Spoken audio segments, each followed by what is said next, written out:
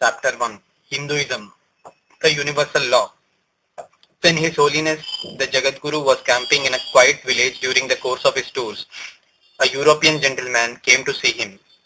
He seemed to have studied some popular books on the Vedanta philosophy and felt attracted by its teachings.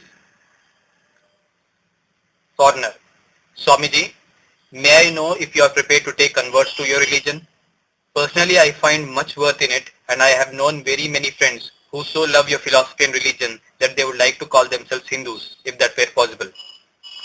Swamiji, the Hindu system of philosophy and religion is bound to attract all thinking minds, but we do not take in converts.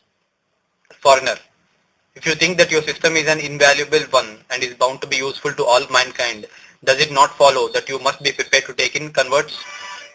Swamiji, not necessarily. Conversion is possible or necessary only when one person who desires to be converted does not already belong to a religion to which he desired to be converted. Foreigner: how is that?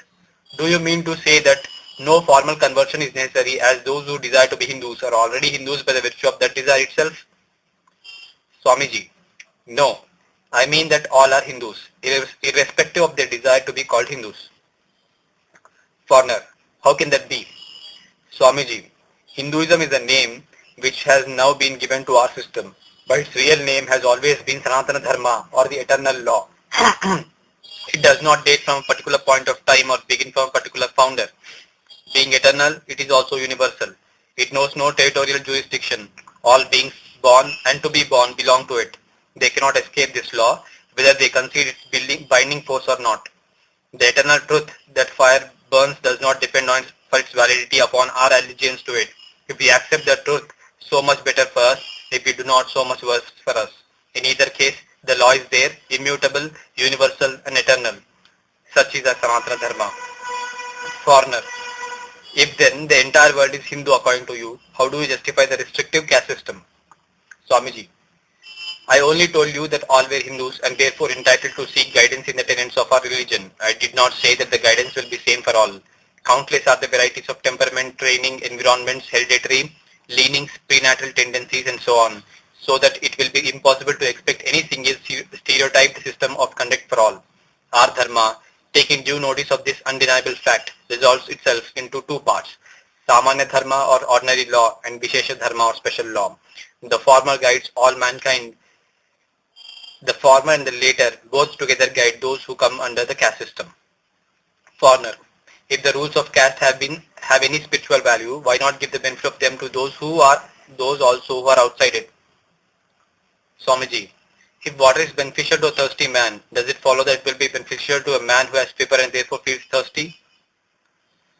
Foreigner: your illustration is not fair. There is nothing to show that a special rule of conduct prescribed for a particular caste will be injurious to others and who do not belong to that caste or to any caste at all. Swamiji, on the other hand, you must realize that there is nothing to show that a special rule of conduct prescribed for a particular caste will be beneficial to the others. For the mere fact that it is prescribed for that caste makes it a special law and therefore not applicable to the generality of mankind. If the Shastras are the only guide for telling us that a particular line of conduct is beneficial, we cannot throw them overboard when they tell us in the same breath for whom it is beneficial. Our system, and in fact any system which aims at regulation of conduct, must be based on the principle of adhikara or competency. Those who belong to the caste are competent to pursue the Vishesha Dharma, the others are competent to pursue only Samanya Dharma. Further, the nature of the competency required can be learnt only from the Shastras which prescribe the Dharma. Foreigner: if then the Hindu Shastras are to be taken as the guide for all humanity, and if all persons born are, in your view, born in your religion, how do you account for the prevalence of other faiths? Swamiji, it is their fault that they do not recognize that they are but aspects of Sanatana Dharma. The highest teachings of any other religion do find a place in our religion and are but a phase of ordinary law laid down there. Foreigner: don't you think, Swamiji, that your claim will sound somewhat over high and that the others may not be disposed to concede it? Swamiji, the disposition of others to concede the claim of Hinduism is quite beside the point, for the intrinsic worth of anything is always there, whether one recognizes it or not. As for the claim being high, I desire to point out to you that I cannot possibly put it lower. Foreigner: how is that? Swamiji, please bear with me if I take Christianity as an example to illustrate my point. If belief is the personality of Christ, is a necessary condition of salvation, we must be prepared to say that all those persons who have lived before the time of Jesus have been denied the benefit of salvation for no fault of theirs, and simply because they happened to be born when Jesus was yet unborn. The same reasoning would deny salvation to those who have lived even at the same time as Jesus or since that time, but may not have even heard of him. Further, don't you think it is unfair on the part of God that he should suddenly wake up on a particular day and prescribe for all mankind a necessary condition for salvation? Did he forget that the people who had misfortune to be born before Jesus had souls to save? If he did not forget, did he take care to prescribe for them the means necessary to enable them to attain salvation? If he did so prescribe, his prescription could not possibly have included a belief in the Jesus to be born. Therefore, the only logical hypothesis which a reasonable man can accept is that God, even when he created the first man, if there was such a time, himself simultaneously promulgated also the means for his salvation. For even the first man was certainly in need of salvation. We accordingly say of other Vedas that they were coeval with the first man, not in the sense that they were created together, for we believe that there was no first creation and that everything is beginningless, but in the sense that they were coexisting, and that they are revelations of God himself. Any religion which traces its origin from a later time, any time of a creation, and from any other teacher, then God is bound to be imperfect and short-lived. Revelation. Foreigner. I understand your point, but Swamiji, you have made the assumption that man is not capable of finding out the means of salvation himself, and that he requires somebody, be it God, to point them out to him.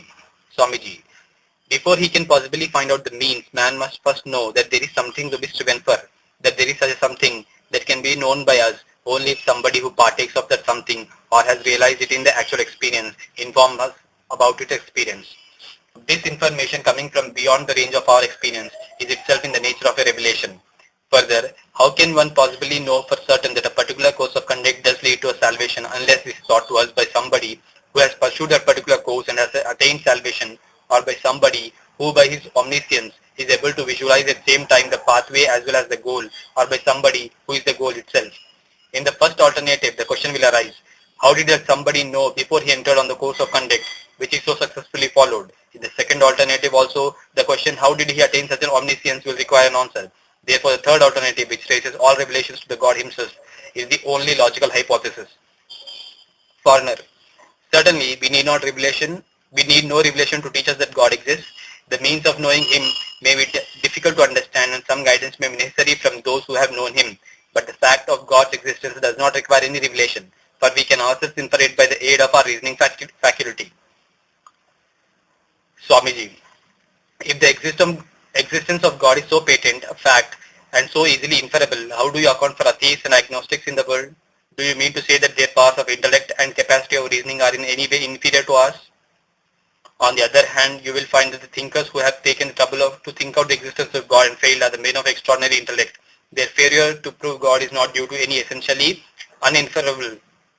Further, assuming that by the aid of reasoning you can infer the existence of God, who told you that there is a God to be inferred? Certainly you depend upon some previous information for that knowledge. If somebody tells you that there is a God, you may try your reasoning power at proving him. If you have never heard of God at all, there is nothing to incite or awaken your powers of reasoning. Foreigner. It is not necessary that I should have heard of God before I exercise my reasoning faculty. The word God may not be before my mind, but a conception of something changeless and eternal. Underlying this ever-changing, evanescent world naturally suggests itself to me as a matter of inference. Swamiji. How? Foreigner. It cannot be denied that the world is made up of opposites, light and darkness, activity and inertness, pain and pleasure, life and death, and so on.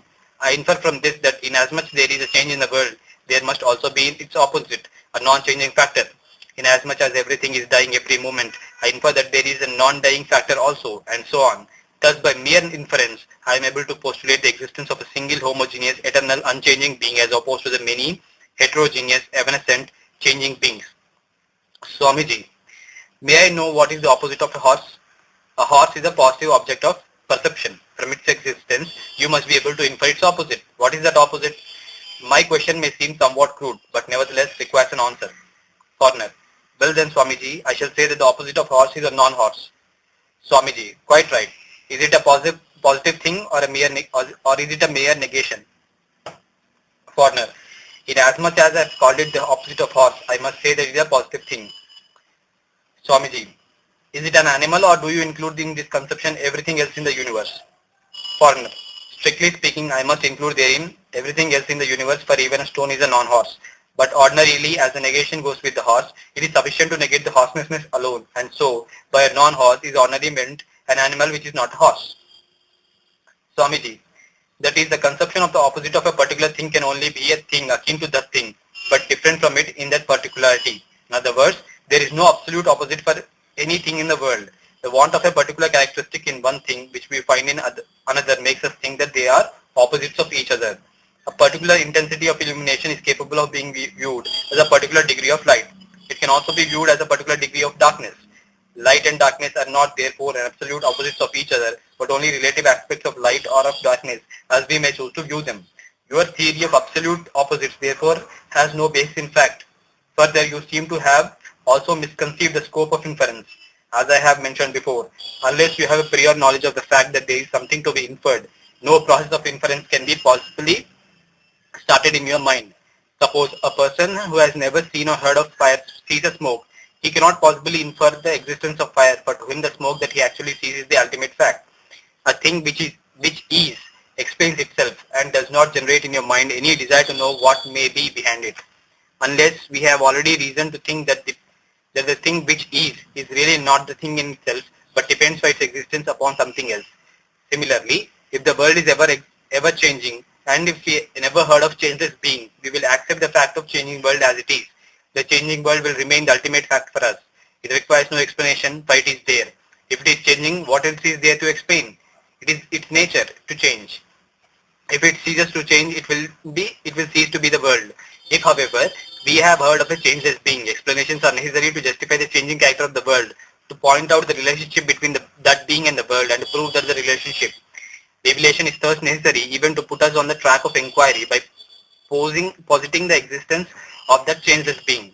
Reason will be of great help to us in that inquiry. In the absence of sure guide of revelation, reasoning is mere groping in the dark. Again, if you think that everything in the world is changing, and if you want to infer something from this perceived fact, your inference can only be in this way. Everything is changing. If there is another thing that must also be changing, that is, in the region of inference, you cannot get away from the perceived relationship between a cause and a phenomena. In fact, inference is based only on the invariability of that perceived relationship. If your experience tells you that whatever is changes, your inference cannot possibly tell you that there is something which is but does not change. On the other hand, it will tell you that inasmuch as the something is, it also must change. Finally, the utmost the reason may take you is that something changeless may exist. It cannot tell you as positive fact that it does not exist or it does exist, nor can it tell you what it is. Foreigner, I am greatly obliged to you, Swamiji, for presenting before me the value of revelation in this light. I have never heard it so expounded till now. Other religions. Foreigner, but again my initial difficulty in understanding the need for, rather the fact of, several conflicting religions, all purporting to point out the path to the light remains unsolved. Swamiji, I told you the principle of adhikara or competency rules the world. As there are various gradations in competency, there are various fates suited to those particular gradations. Foreigner, I can quite understand this, but no religion is prepared to admit that it is intended for people of a particular grade alone.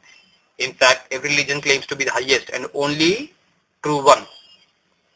Swamiji, suppose a young boy simultaneously asked by 4 persons, issuing independent commands to light a lamp, to trim the wick, to fill the oil can, and to put out the light. He will be in a hopeless mess and will not at all know what to do. All these things cannot be done simultaneously, but each of those 4 persons insists upon his command being obeyed. What is the poor boy to do? If a 5th gentleman turns up and says, bring me a pair of scissors, he is adding one more command to the 4 already existing. The boy is already perplexed by the 4 contradictory commands. Now he has to choose among 5. That is, his difficulty is increased by the advent of 5th gentleman and not at all lessened. If, however, this gentleman is kindly disposed towards the boy and wants to help him out of his difficulty, and if the boy with true faith turns to him for help, the gentleman has to tell him emphatically, bring me the pair of scissors, you need not obey the other commands. That is, to serve as a practical guide to the perplexed boy, he has to say that his command alone is the one to be obeyed and not the others. Similarly, any religious teacher claiming to give practical guidance to those who have faith in him has necessary to say, do as I ask you to do. I ignore the commands of others. Foreigner, That means the religious teachers adopted their teachings to the caliber and competence of the people who came to them for the guidance and to the circumstances